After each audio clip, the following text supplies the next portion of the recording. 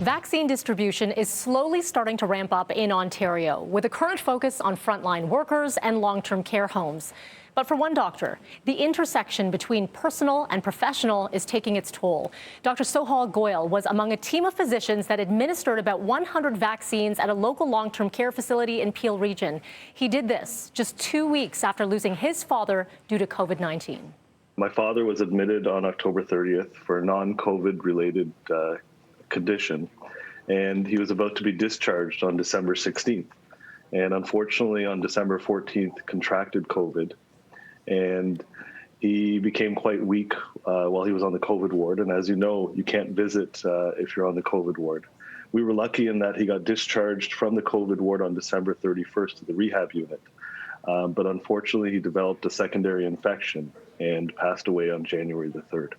Dr. Goyal, I understand that you had to say goodbye with a funeral service just last week, but within days after that, you did something very interesting. You've obviously been an integral part of public health with Peel, consulting with them as a family physician, doing primary care. You said, listen, I need to do more.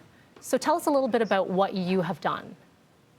Yes, so his funeral was on Thursday. On Wednesday, there was a call out to local family physicians. Our primary care network had been recruiting family physicians and community doctors' names, and we had 250 doctors volunteer to work with public health to administer COVID-19 vaccines in long-term care homes. As you know, they are the most vulnerable. We have over 3,000 deaths in long-term care homes in Ontario.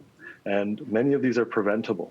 So the opportunity came up where I could go in on Saturday, so that was 6 days after my father's death, to vaccinate that vulnerable population. We had the opportunity to vaccinate 100 patients in their rooms. So you're going in room by room and vaccinating this vulnerable population. What was that process like for you, I guess, on both levels, personally for you and professionally? So on a personal level, I was definitely teary-eyed when we punctured that first vial.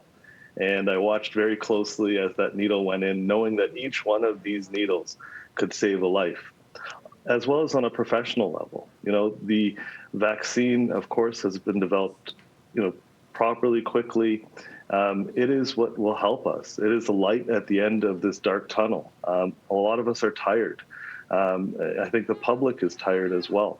And we're just around the corner now. We see that light, and I know that we can, with the vaccine, we can most likely go back to our normal lives, but it's still going to take a little bit of time. Dr. Goyal continues his advocacy and says he hopes people hear his story so that another family doesn't have to go through what he did. For City News and Breakfast Television, I'm Melanie Ng.